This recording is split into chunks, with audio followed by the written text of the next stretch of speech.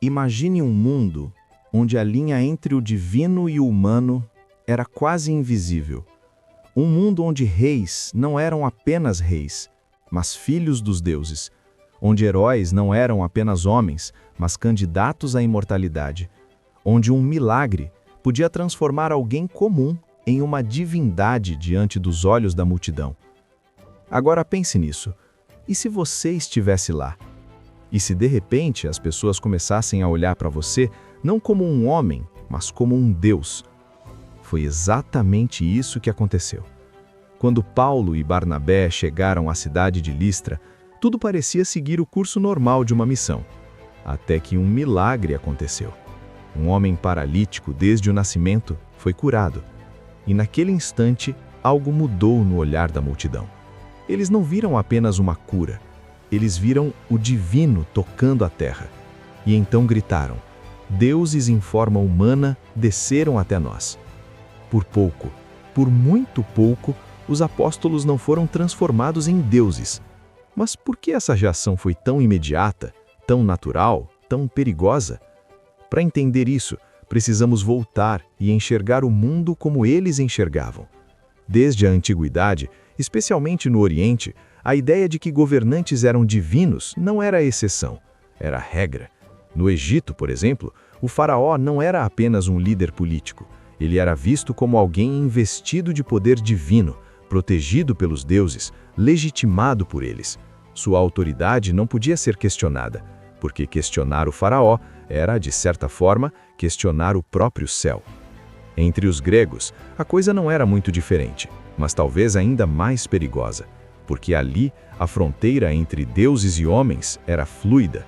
Heróis podiam ser exaltados, elevados, transformados em figuras divinas. Homens extraordinários podiam atravessar essa linha invisível e entrar no mundo dos deuses. As histórias estavam por toda parte, mitologias, narrativas, tradições, todas reforçando a mesma ideia. O divino não estava distante, ele podia surgir aqui, entre nós. E mais do que isso, acreditava-se que os próprios deuses desciam à terra em forma humana. Eles caminhavam entre as pessoas, interagiam, observavam, testavam. Então pense comigo, quando Paulo e Barnabé realizam um milagre público, diante de uma multidão já moldada por essa mentalidade, qual seria a conclusão mais lógica para eles? Não era fé cristã, era cultura, era cosmovisão, era tudo o que eles sempre acreditavam. Deuses desceram até nós. E isso não era um caso isolado. Séculos antes, Alexandre Magno já havia sido venerado como divino por muitos de seus súditos. Não porque alguém inventou isso do nada, mas porque o mundo já estava preparado para acreditar. Agora, se isso já era forte entre gregos e orientais, em Roma isso se tornava ainda mais estruturado, mais organizado, mais obrigatório.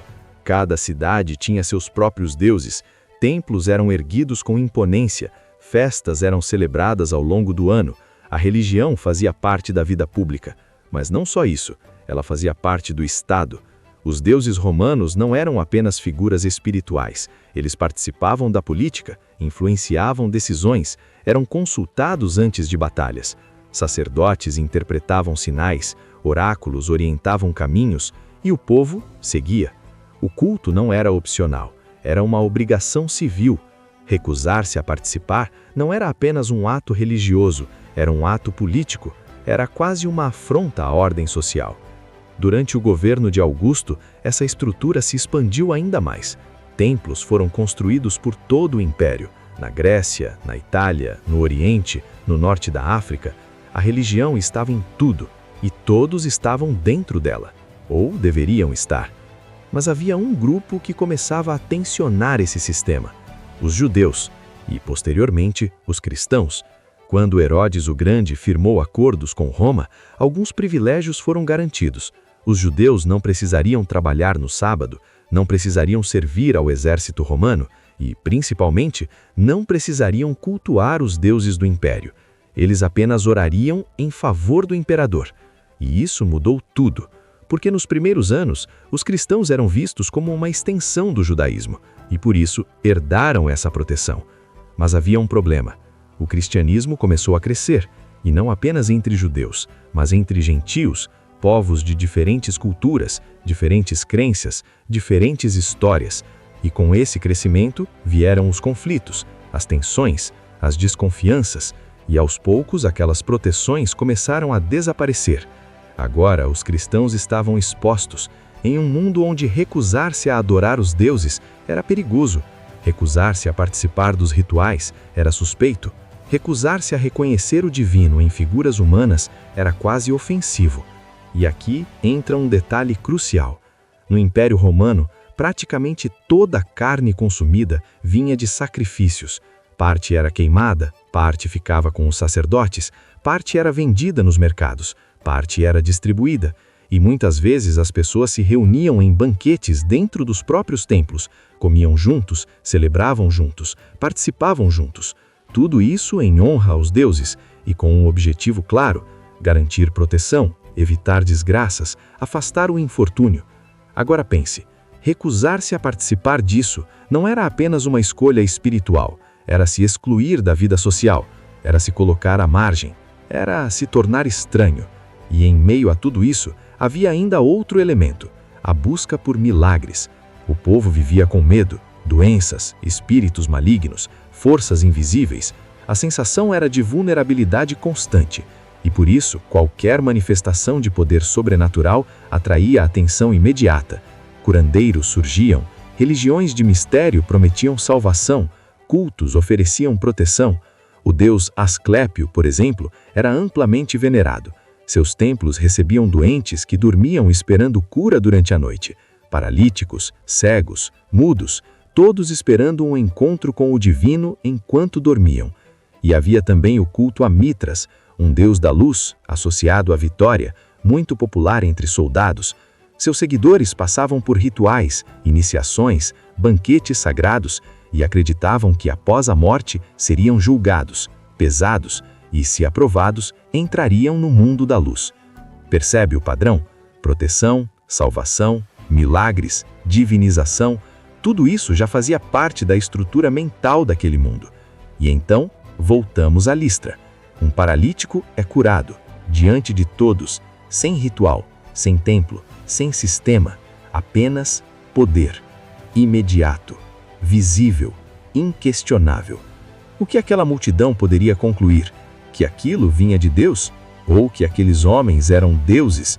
Eles escolheram o que sempre conheceram. Deuses desceram até nós.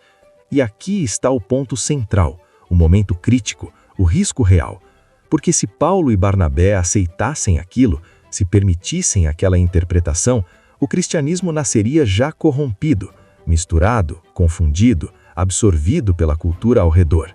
Mas eles não aceitaram. Eles rasgaram suas roupas, rejeitaram a adoração e apontaram não para si mesmos, mas para o único Deus.